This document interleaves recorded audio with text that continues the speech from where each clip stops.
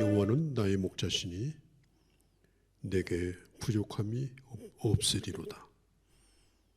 하나님 아버지, 험한 세상 가운데서도 저희들을 친히 인도하시고 오늘 아버지의 집에 이르러 주님을 예배할 수 있도록 축복하시오니 참으로 감사를 돌립니다. 오늘도 하늘문이 활짝 열리는 날 되게 하시고 하나님의 은혜를 덧입는 귀한 시간 되게 하옵소서. 저희가 드리는 예배가 하나님 앞에 영광만 되게 하옵소서.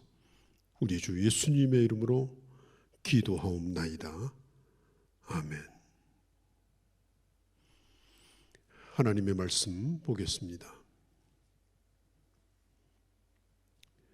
잠언 22장 1절입니다. 많은 재물보다 명예를 택할 것이요 은이나 금보다 은총을 더욱 택할 것이니라. 아멘. 어떤 농부가 이제는 농사가 지겨워서 일을 그만두려고 땅을 내놓았습니다. 이제는 논밭을 보기만 해도 지긋지긋했습니다. 그런데 이 광고를 보고 수많은 사람들이 몰려온 겁니다. 너무나 마음에 든다는 것입니다. 나도 이렇게 경치 좋은 곳에서 농사 한번 짓고 싶다는 것입니다. 이 광고를 보고 찾아온 사람들을 만난 결론은 뭡니까? 내가 가지고 있는 땅이, 내가 살고 있는 곳이 이렇게 좋은 곳인 줄 몰랐다. 안 팔겠다. 그렇게 말했다는 겁니다. 은혜를 은혜로 깨닫는 것, 하나님이 주신 것을 귀하게 여기는 것, 거기서부터 행복이 오는 것입니다. 좋은 것을 누리고 있으면서도 좋은 것인 줄 모르고 사는 것, 그게 바로 불행인 것입니다. 하나님의 은혜가 뭡니까? 하나님의 은총이 뭡니까? 하나님께서 베풀어 주시는 호의와 친절과 사랑인 것입니다. 은혜를 받을 자격이 전혀 없는 자에게 친히 허리를 굽혀 찾아오셔서 자발적으로 적극적으로 베풀어 주신 그 호의가 바로 은혜입니다. 어떤 값도 요구하지 않습니다. 하나님이 주신 은혜에 대하여 나 스스로가 그래도 얼마는 지불을 해야죠. 이렇게 한다면 그것은 하나님이 주신 은혜를 모욕하는 행위입니다. 왜냐하면 하나님의 은혜를 내가 갚을 길이 없기 때문입니다. 왜 우리는 많은 재물보다 하나님의 은총을 선택해야 되는가요? 우리는 평생토록 단 한순간도 하나님의 은총, 하나님의 은혜를 떠나서 살 수가 없기 때문에 그렇습니다. 우리에게서 하나님의 은혜를 빼버린다면 우리는 빈 껍데기에 불과합니다. 소나기와 같이 내게 부어주셨습니다. 성도 여러분, 우리가 이 세상에서 높은 사람에게 은총받고 사는 것도, 특별한 관심을 받고 사는 것도 쉬운 일이 아닙니다. 그런 총애를 받으려면 그냥 되는 게 아닙니다. 공을 들여야 합니다. 피나는 노력을 해야 됩니다. 목숨을 걸어야 됩니다. 자신의 것을 다 바쳐야 됩니다. 조선시대 보십시오. 왕에게 그렇게 은총을 받으려고 노력했는데도 결국은 모든 노력이 다 헛되고 역적으로 몰려서 죽는 충신이 얼마나 많습니까? 사람에게 은혜 받고 사는 것도 이렇게 힘듭니다. 그런데 하나님이 내게 주신 은혜를 은혜로 인정하고 사는 것, 이게 얼마나 당연한 일입니까? 인본주의가 뭘까요? 나 스스로 내가 모든 걸 할 수 있다. 이게 인본주의입니다. 나는 내 인생을 주도적으로 자발적으로 살겠다. 얼마나 매력적인 얘기입니까? 에덴 동산에서 아담과 하와가 하나님 앞에 죄를 짓기 전에 사탄이 속삭인 게 바로 그겁니다.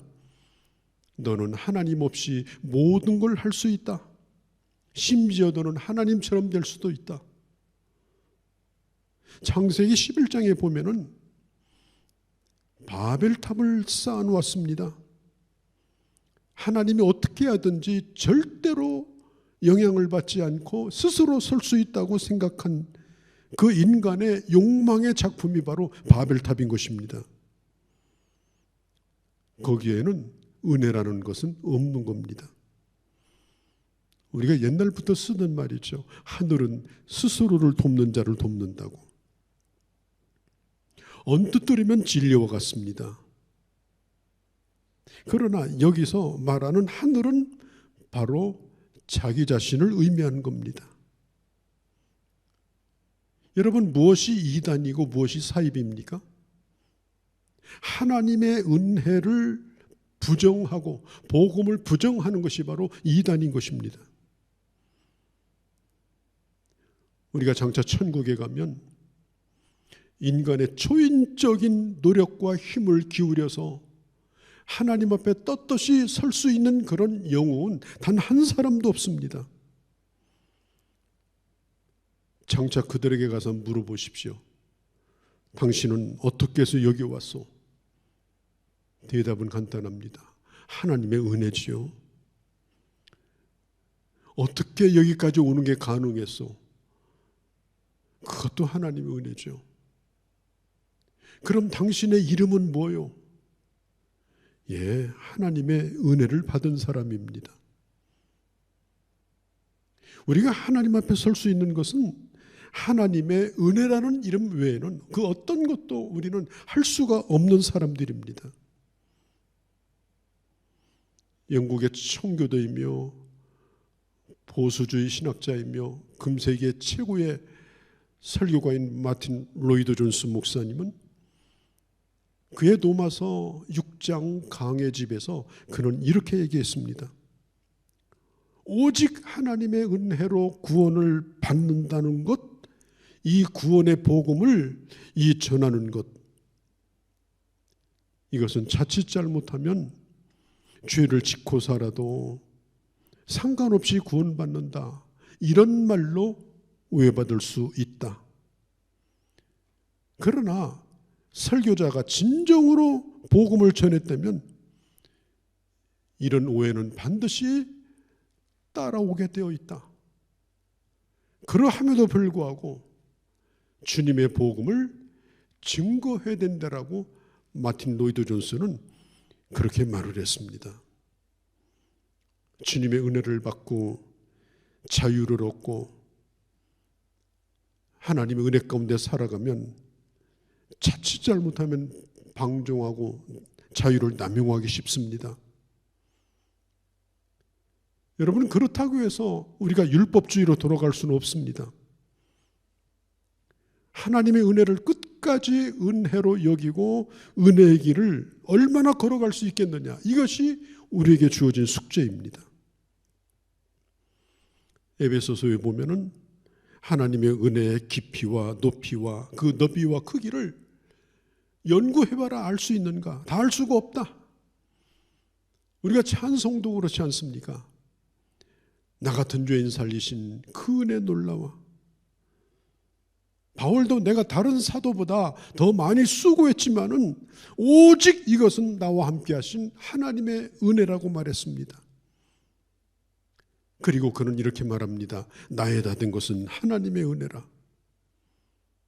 내가 하나님의 자녀가 된 것도 하나님의 은혜요, 사도가 된 것도 하나님의 은혜고, 내가 지금 존재하는 것도 하나님의 은혜라고 말했습니다. 어떤 사람이 불행한 사람이에요. 하나님의 은혜를 깨닫지 못하고, 그리고 나중에 가서야, 죽을 때 가서야 하나님의 은혜를 붙들려고 하는 어리석은 사람들입니다. 우리는 이 세상에 태어날 때부터 많은 사람의 은혜를 받고 살았습니다. 내가 힘쓰고 애쓴 것이 없습니다.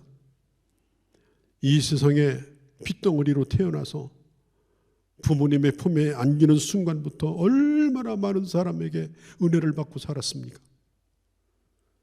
하나님의 베푸신 은혜입니다. 그리고 우리가 마지막 이 세상을 떠날 때도 사람들의 은혜로 도움을 받아서 우리는 땅에 묻혀야 되는 그런 존재입니다. 그러니까 어떤 사람은 나는 이 세상에 혼자다, 내가 받은 게 뭐가 있느냐, 나는 외롭다, 쓸쓸하다. 여러분, 그런 사람은 자기가 살아온 것이 다 자기의 힘인 줄로 알기 때문에 은혜를 인정하지 않는 거예요.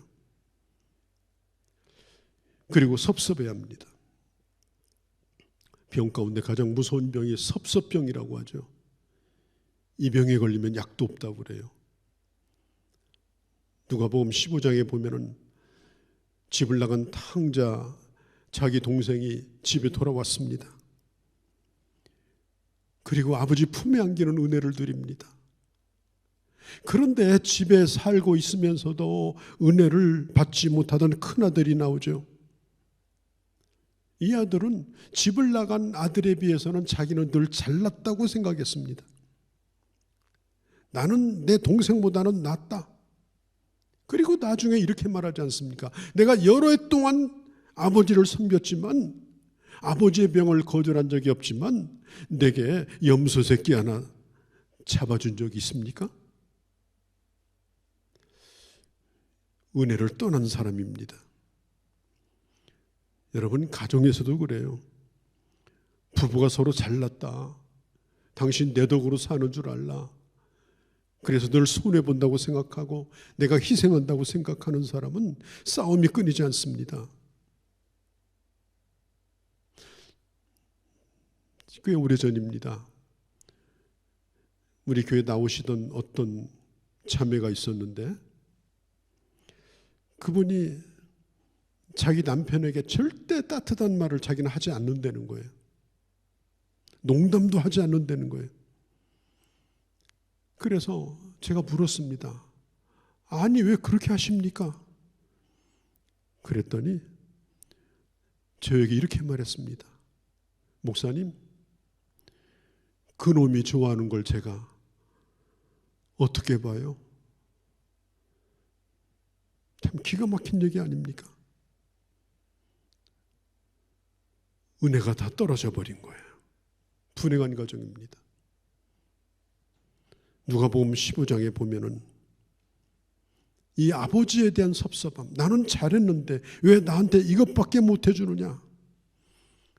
그리고 아버지 집에 들어가지도 못하고 단박해서 외톨이가 돼서 빙빙빙 돌면서 남들에게 위로받고 남들에게 안 들을 소리를 듣는 그런 딱한 처지가 되고 만 것입니다. 우리는 하나님의 은혜의 보자기를 평생토록 거둬들이면 안 됩니다. 대수롭지 않은 것 때문에 은혜를 다 거둬버리고, 그렇게 되면은 결국은 악한 사단의 먹잇감밖에 될 게 없는 것입니다. 여러분, 부모님에게 받은 은혜가 얼마나 큽니까? 내가 기억하는 것만 은혜입니까? 내가 기억하지 못하는 그 은혜가 얼마나 더 크겠습니까? 그런데 한두 가지 섭섭한 걸 가지고 어머니 아버지 나한테 해준 게 뭐 있어? 그러지 않아도 자식한테 잘 못해줘서 늘 죄책감을 가지는 부모에게 그렇게 가슴에 못질하는 자식이 어디 있겠습니까? 가슴 아픈 일이죠. 목회자에도 마찬가지입니다. 몇 번 섭섭한 일을 가지고 받은 은혜를 다 잃어버리고 나한테 잘해준 것이 뭐 있느냐라고 그 은혜를 다 잊어버리고 산다면 어떻게 은혜를 받고 살겠습니까? 하나님의 은혜로 보면 모든 허물이 다 덮어집니다. 하나님의 은혜로 보면 모든 것이 내게 충분한 은혜요, 감당할 수 없는 은혜입니다. 이름을 대면할 수 있는 영등포에 있는 어떤 교회 얘기입니다. 한 사람이 꽤 오래전인데요, 건축을 위해서 아주 좋은 그 길가 땅에 금싸라기 같은 땅 628평을 교회에 놨습니다. 수십 년 전인데 그때 수십억이 되는 그런 가치를 가진 땅이었습니다. 그 성도는 그 땅을 내놓으면서 목사님에게 조건을 내놓았습니다. 목사님, 우리 교회 건축을 하거들랑 절대로 저에게 감사패를 준다든지 공로패를 준다든지 그 어떤 것도 해서는 안 됩니다.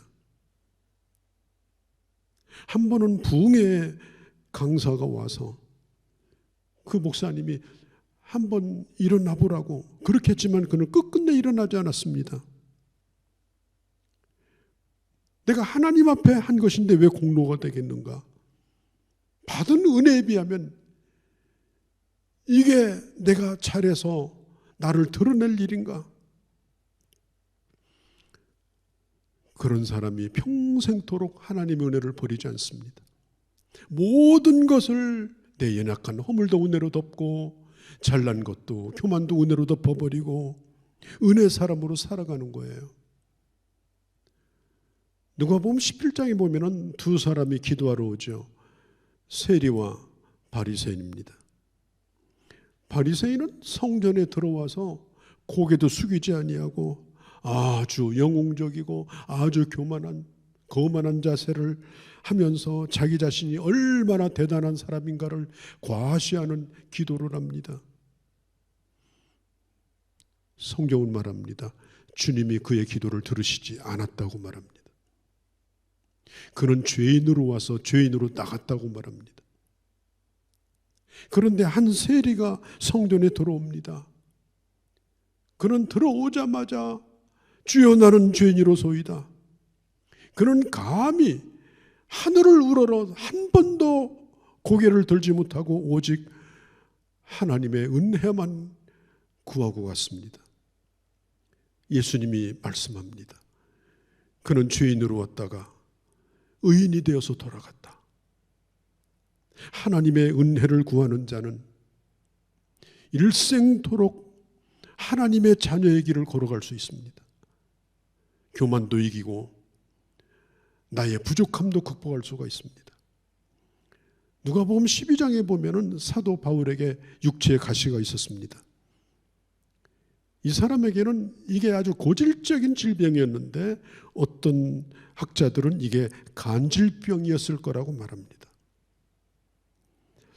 여러분, 하나님의 말씀을 전하는 그 사람이 시도 때도 없이 쓰러진다. 그걸 성도들이 보면 은혜가 되겠습니까? 심지어 갈라디아서에 보면은 여러분들이 나를 쳐다볼 때 시험 들 만한 것이 있었는데도 나를 천사와 같이 대주었다고 말했죠. 그러나 그런 질병을 겪고 있는 바울은 참 고통스러웠어요. 그래서 무려 3번씩이나 목숨을 걸고 하나님 앞에 기도했습니다. 이 병 고쳐달라고. 그런데 하나님은 고쳐주지 않았습니다. 그리고 이렇게 말합니다. 내가 너에게 준 은혜가 충분하다. 내 은혜가 너에게 족하다.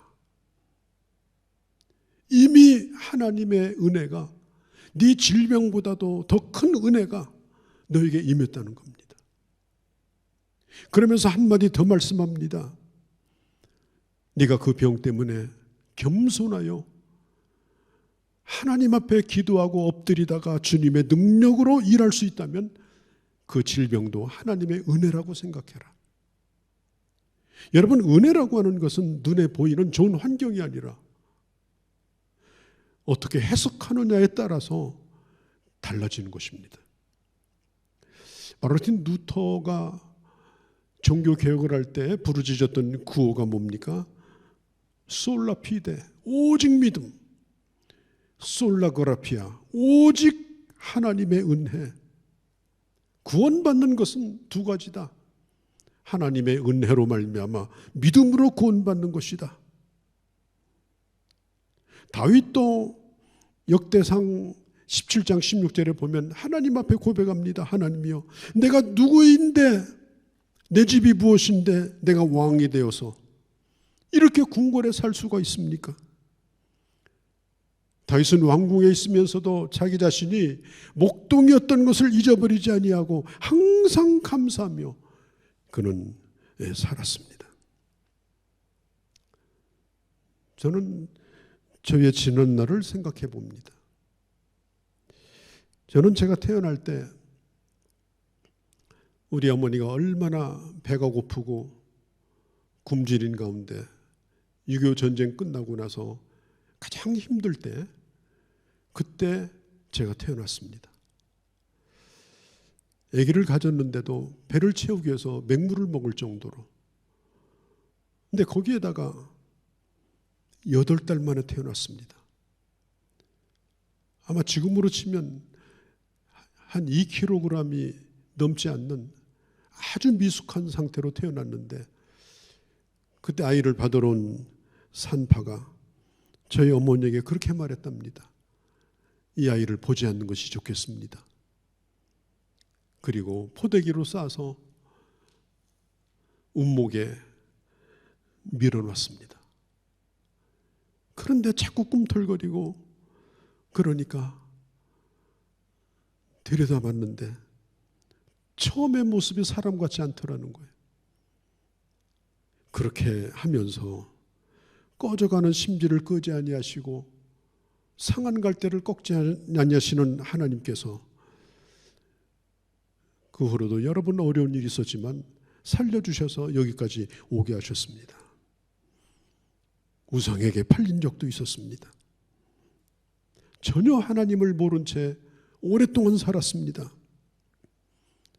예수 그리스도를 믿게 하시고 그리고 하나님의 부름을 받아 하나님의 일을 할 수 있게 된 것을 생각하면 언제나 감사할 수밖에 없습니다. 하나님께서 만날 사람을 만나게 하셨습니다. 갈 곳에 가게 하셨습니다. 이게 다 하나님의 은혜입니다. 또 하나님께서 참 귀한 성도들을 우리 교회에 보내주셔서 행복하게 목회를 할 수 있도록 여기까지 인도해 주셨습니다. 하나님의 은혜가 아닌 것이 없습니다. 여러분, 마귀가 낳아놓은 아주 친한 쌍둥이가 있는데 그게 뭔지 아십니까? 교만과 의심입니다. 마귀는 항상 교만을 불어넣고 사랑에 대하여 의심을 가지게 합니다. 여러분 기억하십시오. 아무리 잘난 사람도 하나님의 은혜를 받는 길은 겸손해지는 길입니다. 길거리에서 빌어먹는 사람도 교만하면 그런 사람일지라도 은혜 받지 못합니다. 우리는 어떤 상황에 있다 하더라도 겸손하게 나의 다됨이 하나님의 은혜인 줄 알고 은혜로 살기를 힘써야 되는 겁니다. 예수를 믿는 것 특별히 하나님의 은혜입니다. 여러분, 믿음이 내 마음대로 생긴 겁니까? 내가 예수 믿고 싶어서 믿은 겁니까? 예수 믿는 것은 하나님의 선물입니다. 복음을 들은 것도 은혜요, 믿어진 것도 은혜입니다. 하나님의 창조로부터 마지막 계시록의 하나님의 심판까지 믿어졌습니다. 그래서 우리는 이런 찬송을 합니다. 왜 내게 성령 주셔서, 왜 내게 성령 주셔서 내 마음을 감동해 주 예수 믿게 하는지 난 알 수가 없도다. 저는 젊었을 때에 워치만 리라고 하는 분이 쓴 책을 여러 권을 봤습니다. 이 사람은 정규 신학을 한 적이 없습니다. 몇십 년 동안 그가 세상 떠난 지가 1970년대인데 그가 1952년에 이 공산당이 중국을 집권하면서 그가 믿음을 버리지 않고 끝까지 신앙을 지킨다라고 하는 죄 때문에 그가 종신형을 받고 감옥 생활을 시작했습니다. 그리고 그는 1972년 6월 달에 감옥에서 세상을 떠납니다. 그는 20년 동안 감옥에서 몸이 약할 대로 약한 가운데 끝까지 그 신앙을 지키고 감옥에서 죽을 각오를 하고 그 믿음을 버리지 아니하고 전향하지 아니하고 그리스도인으로 그는 살기로 작정했습니다. 그가 죽기 며칠 전에 그가 펜을 들고 종이 위에다가 몇 자를 적어서 베개 밑에 놓고 세상을 떠났습니다. 그가 쓴 글은 너무나도 간단합니다. 끝까지 그가 붙들었던 것, 간단한 것, 그걸 기록했습니다. 하나님의 아들 예수 그리스도는 사람의 죄를 속량하기 위하여 십자가에서 죽으시고 3일 만에 부활하셨다.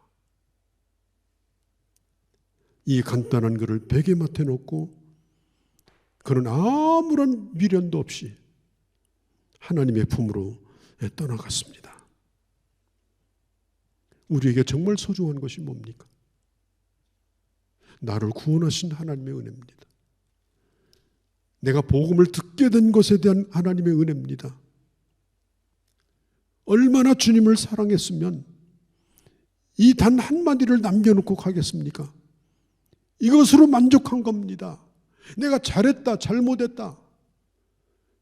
그런 얘기가 있을 수가 없는 것입니다. 여러분, 우리가 예수를 믿고 싶다고 해서 믿은 것이 아니죠. 하나님의 택함을 받고 하나님의 부르심을 받고 예수를 믿게 된 거예요. 그런데 이 하나님의 은혜를 깨닫지 못하고 신앙생활을 하는 사람들이 너무나 많습니다. 그러다가 나중에 많은 일을 겪고 나서 하나님 앞에 갈 때쯤이 돼서 목사님, 저는 하나님의 은혜를 모르고 살았습니다. 이제야 깨닫겠습니다. 그리고 마지막 눈물을 쏟고 하나님 앞에 가는 사람도 있었습니다. 특별히 우리가 하나님 앞에 받은 직분에 대한 은혜에 감사해야 됩니다. 사도 바울은 죽을 때까지 나는 스데반을 죽인 자다. 나는 스데반을 순교시킨 자다. 그런데 하나님이 나를 사도로 삼았다. 일생토록 그는 그것을 감사했습니다. 나와 같은 핍박자를 구원한 것이 감사요, 내게 직분을 주신 것에 대한 감사입니다. 얼마 전에 봤던 바울이라고 하는 영화의 마지막 장면이 뭡니까? 바울은 죽으면서 스데반의 얼굴을 떠올립니다. 일생토록 하나님이 내게 베푸신 은혜를 생각하며 스데반을 만날 생각을 했던 것이죠. 여러분, 우리가 하나님 앞에서 받은 직분들, 이 사명들, 이것을 잘 감당하고 은혜의 길을 걸어갈 때 그 사람이 바로 가장 복된 자인 것입니다. 여러분, 교회는 일주일에 한두 번 나오는 그런 곳이 아닙니다. 교회는 은혜의 장소입니다. 교회는 은혜의 터전입니다. 아니, 난 저 사람보다 더 잘해. 난 그래도 난 편이야. 자꾸 아래를 내려다보면서 그렇게 가시면 안 돼요. 나보다 잘하는 사람을 바라보며 은혜를 사모하며 은혜의 길을 걸어가도록 해야 됩니다.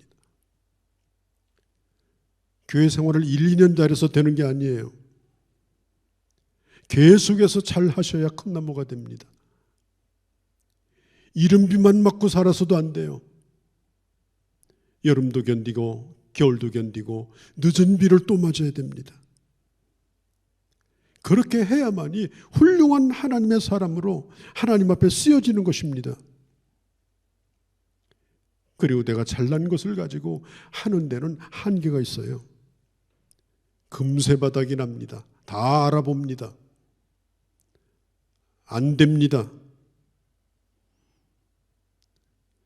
겨울에 수만 마리가 철새들이 몰려오는 그 어마어마한 저수지, 그 저수지도 비가 오지 않으면 맨바닥을 털어내고 거기 살던 모든 것들이 다 죽어버립니다. 아마도 거기 사는 물고기가 나는 안전하다 그랬을지 모르지만은 안전한 것은 없는 거예요. 인간이 가지고 있는 것, 세상으로부터 받는 것은 그 어떤 것도 무한하지 않습니다. 하나님의 은혜의 바다로, 하나님의 은혜의 길로 여러분 걸어가시기를 주의 이름으로 축복합니다. 교회 봉사를 하더라도 뭐 성가대를 할 때도 내가 목소리 좋다, 나 음악적 소질이 있다, 거기에 은혜가 있는 게 아니에요. 끼워준 것도 감사하다, 항상 감사하다. 그래서 어떻게 하든지 성령 충만해서 하나님의 은혜로 그 일을 하려고 하는 사람, 그 사람 때문에 하나님께서 은혜의 통로로 그를 사용하시는 것입니다. 이 일이 참 지겹다, 이제 다른 사람 했으면 좋겠다, 그만하고 싶다, 그런 말 함부로 하시면 안 됩니다. 어떤 일을 하든지 이것이 하나님의 은혜다. 일할 수 있는 것이 하나님의 은혜다. 억지로 일하는 사람은 노예입니다. 억지로 일하는 사람은 은혜 받지 못한 사람입니다. 사장이라더라도 억지로 지겹게 일하고 돈만 생각하는 사람은 그 사람 노예예요. 그러나 일반 사원이랄지라도 정말 회사를 사랑하고 가족을 먹여 살려주는 그 일을 좋아하고 그 사람이 진정한 주인이고 자유자인 거예요. 교회 생활도 마찬가지입니다. 누구를 위해서 한다고 생각하지 마시고요, 하나님의 은혜로 감당하시기를 바랍니다. 오늘 성경은 말합니다. 물질과 명예보다 하나님의 은총을 선택해라. 무한한 댐과 같은 하나님의 은혜의 세계, 거기에 여러분들의 삶을 뿌리를 받고 그리고 일생토록 여러분들의 가정에서나 이웃과의 관계나 사회생활할 때나 그리고 교회에서도 하나님의 은혜의 길을 걸어감으로 평생 주의 복을 누리고 행복한 그런 하나님의 자녀들이 되어주시기를 바랍니다. 거룩하신 우리 아버지, 주께서는 이미 우리에게 감당할 수 없는 은혜를 주셨습니다. 일생토록 그 은혜를 떠나지 아니하고 은혜의 길을 걸어가게 하여 주옵소서. 오늘도 내게 주시는 은혜를 깨닫게 하시고 이제는 더 나아가 그 은혜를 이 땅에 나눠주는 은혜의 통로로 풍성히 쓰여지며 하나님 앞에 섰을 때 오직 하나님의 은혜라고 외치며 주의 얼굴 만날 수 있는 그런 저희가 되게 하여 주시옵소서. 우리 주 예수님의 이름으로 기도하옵나이다. 아멘. 예수 그리스도의 크고 무한하신 은혜와 우리 하나님 아버지의 극진하신 사랑하심과 성령 하나님의 감동, 감화, 역사하심이 오직 하나님의 은혜만을 붙들며 은혜 위에 은혜를 또한 받으며 은혜의 길을 걸어가며 이 땅에 주의 은혜를 내어보내며 은혜 사람으로 살다가 하나님의 은혜 중에 주를 만나기로 소원하고 오늘 예배 참여한 모든 주의 자녀들 머리머리 위에와 하나님의 몸된 교회들과 내 조국 대한민국과 모든 이 땅의 열방 가운데 이제로 영원히 함께 계실지어다. 아멘.